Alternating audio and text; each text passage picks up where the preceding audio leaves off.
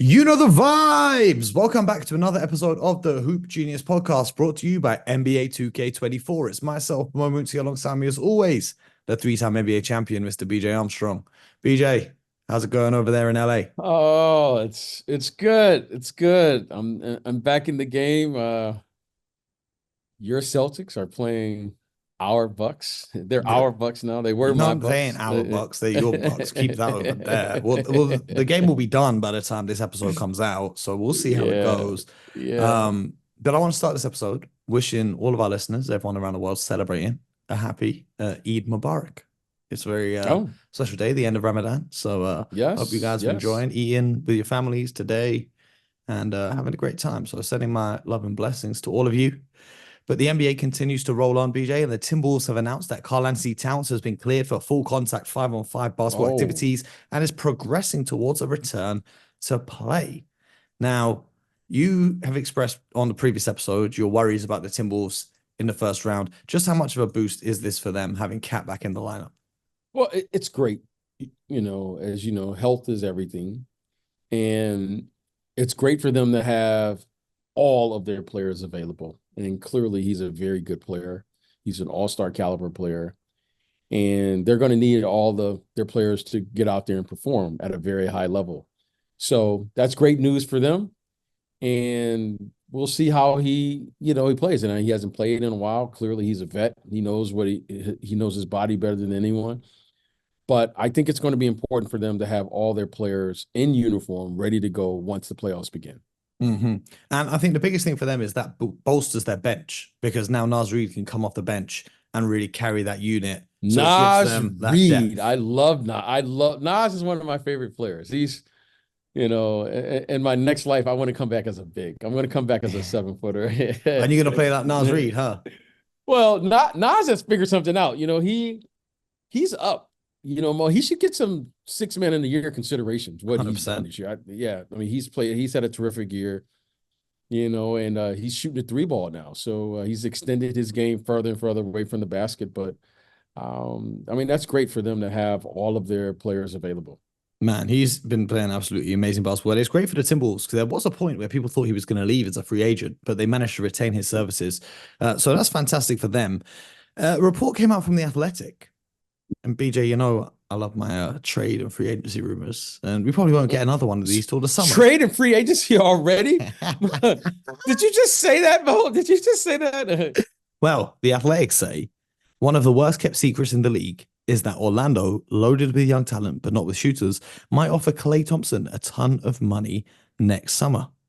Meanwhile, Joe Lacob has said that the Warriors want to get all the way out of the luxury tax next summer, which is possible, but only if they're very disciplined and how much they're willing to pay to keep Klay and or Chris Paul. How would you feel about Klay Thompson joining the Orlando Magic? Well, I think it's very special that Klay currently has an opportunity to finish his career with the Golden State Warriors. I mean, very rarely do you see a player start his career and end his career with the same team. But I'm also, happy that if those rumors are true, again, they're rumors, that he'll have an opportunity to continue his career. And, Mo, there's nothing wrong with, as you would say, securing the bag. I mean, if Well, he can get the bag. this is what Klay says. He says, I want to re-sign with the Warriors, but I also have to prioritize my mental health and lay out what's important to me at this point in my career. So I feel like you either stay with the Warriors, which, you've had your whole career there, stay with Steph Curry and Draymond, or if you're going to leave, you would leave to a truly contending team, like you go to the Nuggets and come off the bench. I don't know if he was be the right fit for the Orlando Magic. They're a young team. I don't know why you'd go in for Klay, who will be, how old will he be next year? 35? Coming off the amount of injuries that he's had. And he would want a sizable payday if he's going to go all the way over there. I don't know if he is what they need in Orlando, especially with their feisty perimeter defense. I don't think at this point in his career he can really maintain that, whether as a reserve or as a starter. I don't know if I'd like the fit if I'm the Orlando Magic. I don't know why they're reported to throw a whole bunch of money at him. Can you see why? Well, I can see why. When you have a young team, Mo, and you should know this, as you're going to be a GM one day. when you have a young team, now you have to start figuring out how to move this group into the direction of ultimately your ultimate goal is to win a championship. Well, what better way to do that is to put championship caliber players in your locker room who can still play. And maybe they're not the Klay Thompson of old, but he still has a championship caliber pedigree, and he will be able to bring that leadership and that experience into their locker room. And when you start looking at a young team, he would be a phenomenal addition to this group just because he's been through all the battles. And he can still play a little bit. He may not be the Klay that, scored whatever 30 points in a quarter or what have you, but he's still very capable. And he's still, in today's game, he will provide spacing on the floor. So I think it would be a great move for them to get a player like that who is a pro's pro, who can play and do some things and play what I would consider a limited role, right? He won't command 30, 35 minutes a night. If he has it that night, he can give you 20 minutes. He's still capable of having a big game every now and then. So I think it would fit their timeline. Now, I don't know what kind of price you put on that, but I think it's important to have a player like that in your locker room. I mean, I couldn't think of a better player and person to put with a young team who hopefully someday they will hopefully get to the NBA Finals, let alone win 4 championships. So I think it's a great move in what they're trying to do and invest into these core young players who they feel are championship caliber players. Well, of course, with acquiring these veteran players, they're not going to take the Udonis Haslam role and just sit on the bench every game. They're going to want, even though it's not 30 minutes a night, they're still going to command minutes and they're still going to command touches. And the player that I like over there in Orlando is Caleb Houston. I think he's got some real potential to evolve into a very good 3-and-D wing in the NBA. And bringing in Klay might be great for his development because he can pass on the experience to him. But on the other hand, he's taking reps away from the young fella. So how do you balance that, in terms of adding the experience and the lessons, but not taking away reps from younger guys who could really do with the minutes? So when you're constructing a team, okay, so let's look at this. All right, you're constructing a team. Who's going to get the primary touches for this team? Paolo and Franz. Okay, so there you go. So now they have a couple of positions that are open as far as ball handling duties because the Paolo is going to get all of the touches. So now you have the lead guard position, which to me, Suggs has pretty much made a significant contribution to what he can do. So now that leaves a 2 guard who can do what? Play off the other guys. Like Suggs will also be up for an extension, so you got to factor in that money. That's Even what I'm though saying. Gary Harris and Markelle Fultz come off the books, which is a combined $30 million, but that's still going to be money you're going to need to pay. And so Franz now, Wagner's extension as well.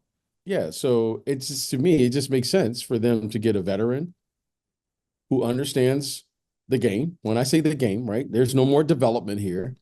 The development phase is over. Paulo is now entering into who they want him to be for the next 5 to 8 years. The Wagner kid is moving in. They're going to commit probably to Suggs. So now you want a guy who's basically a specialist. I need a spacer on the floor.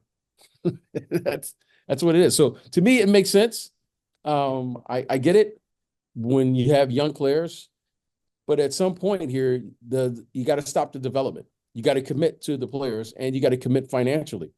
I think it would be a great move for them to bring a championship caliber player into their locker room so that these young people, where else are you going to learn that?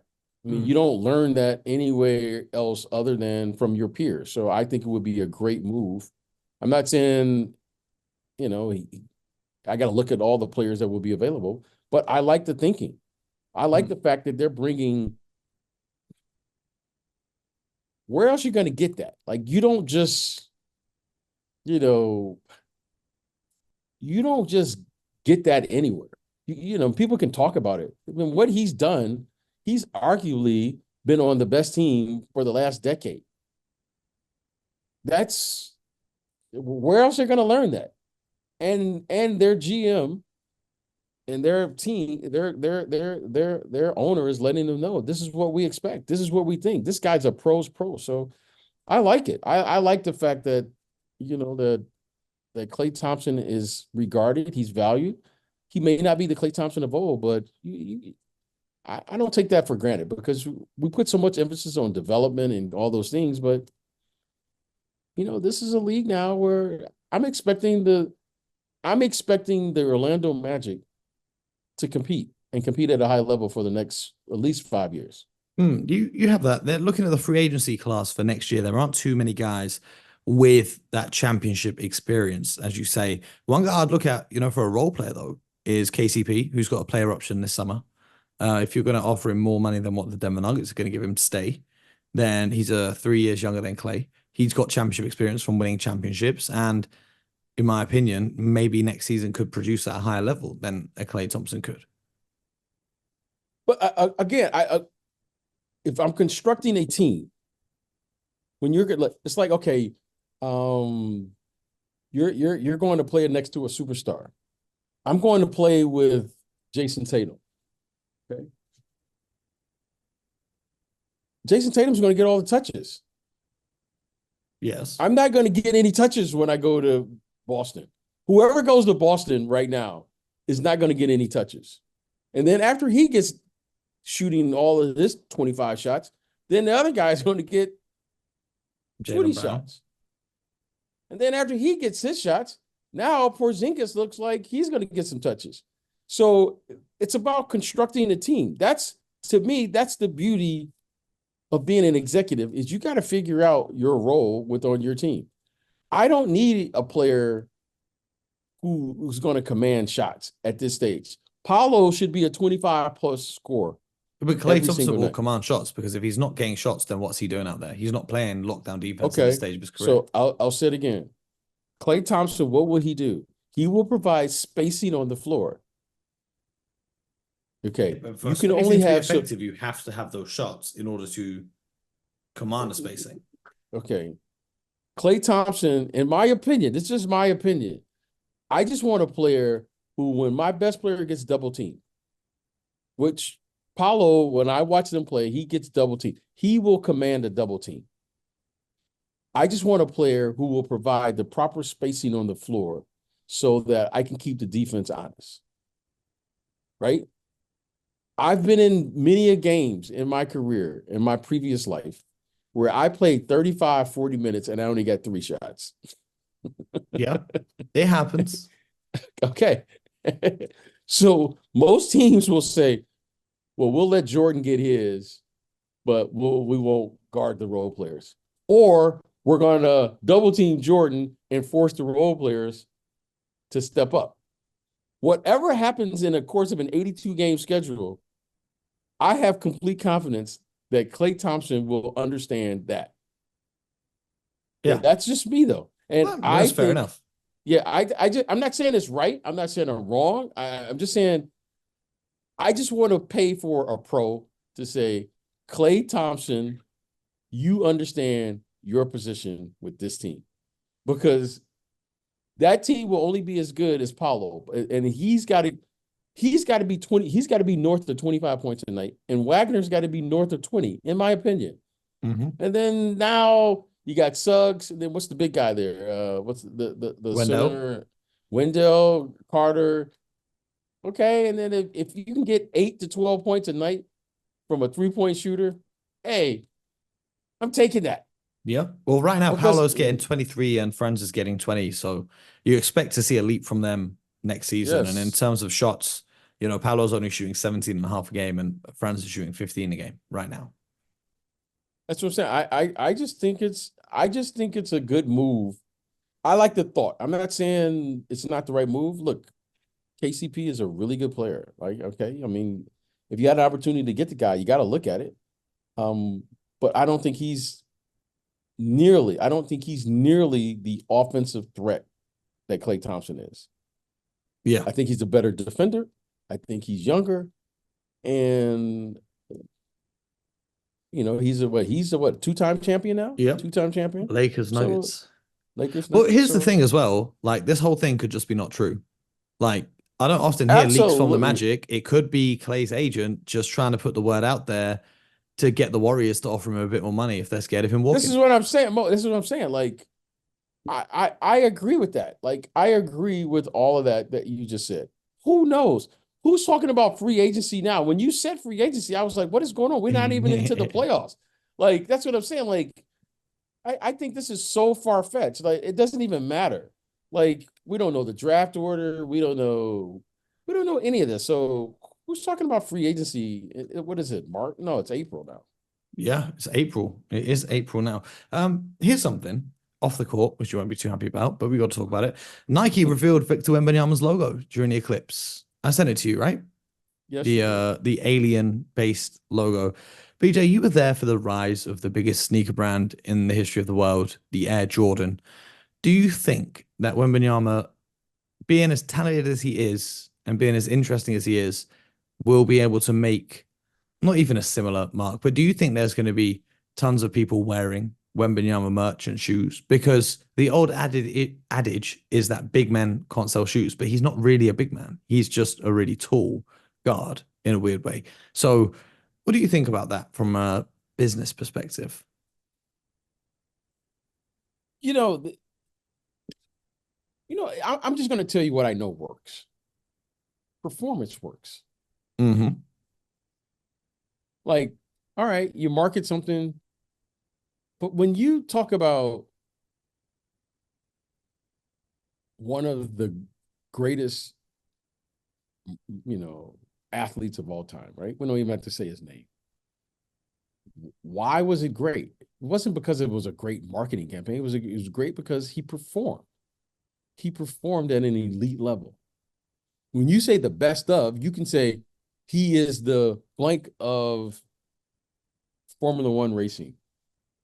When I say Mo is the of podcasting, it's You know the because vibes. yeah, you know the vibes. So here's what works: not the marketing campaign, not a cool logo. Will that person perform at an elite level? Everyone wants to be the best, or most people do. Caitlin Clark, for instance, she performed at an elite level. And Absolutely. when you perform, that's the X factor in marketing. So I'm Mm-hmm. not going to get into all of this marketing. If marketing worked, well, just market people. Don't perform. Don't play. That's what I'm saying. Well, do you have to I'm. perform and get the stats, or do you have to win? Because Caitlin Clark didn't win. Oh yeah, she won. She won at a very high level. She just didn't win the She championship just game. that's what I'm saying. Yeah. Okay. Well, she didn't win. Everyone can't win. Competition. Competition is what you admire. That's what I admire. I admire competition. You showed up. Like what she achieved this year. Okay, I look at her team. So you say, okay, she didn't win a championship. Okay. But when you're constructing a championship caliber team, you have to have two or more championship caliber players or elite players. Okay. What she did at the University of Iowa, and I'm not taking away anything from those young women who performed. Okay, they played fantastic. They got to the championship game 2 years in a row. Okay, but she wasn't playing with other like All American players. Mm-hmm. She wasn't playing with other like All Americans, or in this case, McDonald's. The elite players. I mean, she basically took this team on her back. She took college basketball, men's and women, on her back, and she played incredible. Now, the teams that did beat her, they had multiple future WNBA players on her That's team. valid. That's Multiple. valid. That's valid. Okay. So I'm not gonna sit here and say, well, she didn't win. No, she performed, she competed, and listen, I watched her beat teams with multiple players. Okay. And I just watched her score 30 points in a championship game and lost. Okay. And they gave that woman respect, and she deserved that respect because she performed. So, yeah, you're going to get beat. That's okay. But when the lights were bright and when they were the brightest, that young woman showed up, and no one can take that away. And that, to me, is what sports. She is a champion. Okay. And if you give her multiple players that can play at a level, trust me on this, though, Mo, she's going to win. Okay, we're going to see it in the WNBA because that's what Mo. But all of those women are good. That's what I'm saying. Like you can't just say, what she did is just going to translate to the next level. All of those women are that good. So now she's got to start over again as a rookie, and hopefully, she will ascend to that level. Because I'm telling you what. Mo, she was dominating. She was a dominant player. So, but I'm excited to see how she performs because, hey, those women, they can play. Yep, the WNBA season is here soon, so I'm excited to see that as well. They can play. Well, we got a question in our Discord today, and based on our conversation yesterday about J. Cole and his cowardice, Andy Williams put in a question asking if we can get a Hoop Genius Spotify playlist. I know BJ's a big music guy, so it'd be great to have some recommendations. Man. What kind of list? What kind of list do you want? So I thought about this. You can't just have one playlist, right? You got to have different playlists for different vibes.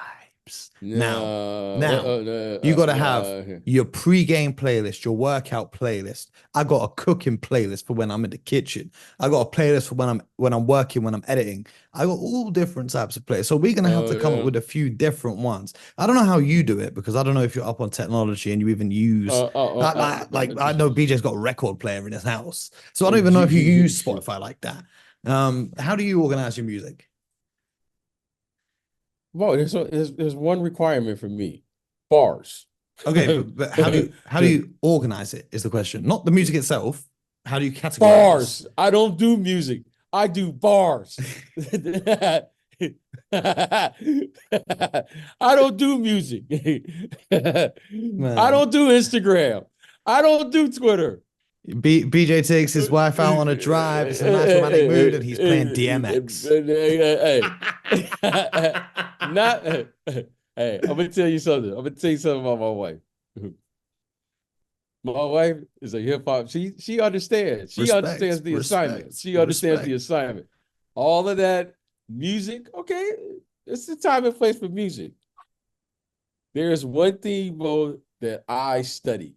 I don't care what type of mood I'm in, is I'm listening to a lyricist.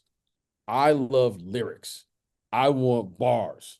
The music is secondary. So let me ask you this. What was the last record that you listened to? What you mean the record? You mean like a whole record song, or just a song? The song. What was the last thing you listened to before you jumped on this podcast? Allied Meta Forces. Okay. Tell us more. By Cannabis and Cool G Rap. It's just straight bars. That's what I listen to. That's what I listened to right before. Okay. I feel you. Wish Me Well by Little Brothers. See, I just want the MC. That's all that's what I love. You know what I mean? Young World by Royce the 5'9". This is what I was listening to. Detroit, huh? You have to. You know what I mean? And you would love this title of this song. Get This Money by Slum Village. Now we talking. I listened to that the other day. I ain't gonna lie. You know what I mean? And then one of my favorites, okay, is The Accordion by Madlib and MF Doom. You know what I mean? Well, I just love, I love the art. I love the art. Like that's my music. It's just saying how these guys are putting together these words, these syllables, these rhyme patterns, these rhyme schemes, and then they can ride the wave. They can stay in the pocket on their beat and just that to me, that's the song. That to me is just music to my ears. Now the music, but I that's what I love. I'll share this story about music.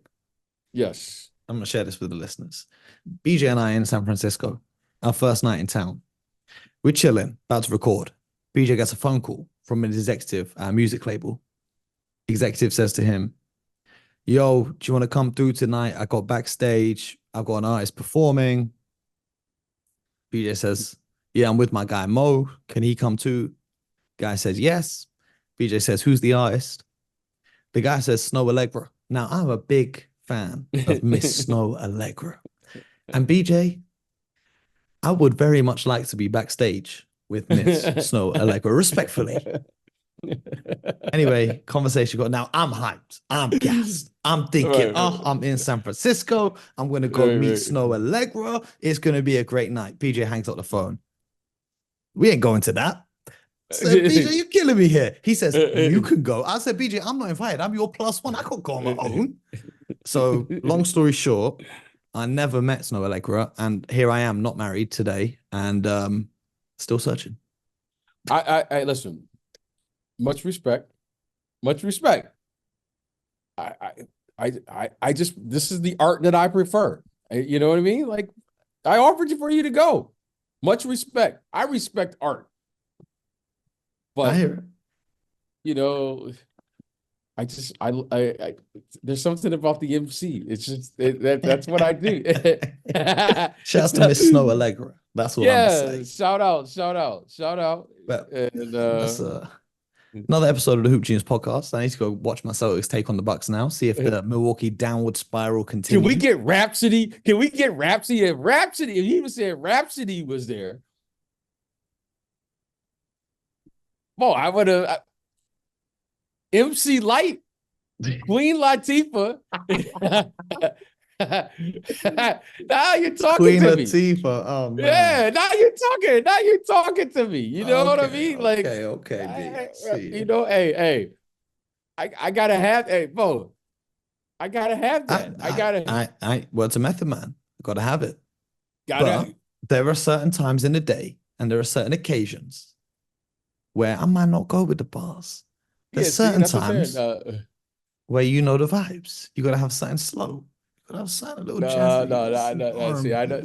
See, that's where you and I differ. You out the game though. That's why. You gotta understand. I'm on that 24 hours a day. And there's no like chill. You put on Jadakiss. You know this is what it is. We outside New York. We outside. But yeah, that's you put on that everything. See, you got me fired up now. You put on Raekwon. You put on. See, you put that on.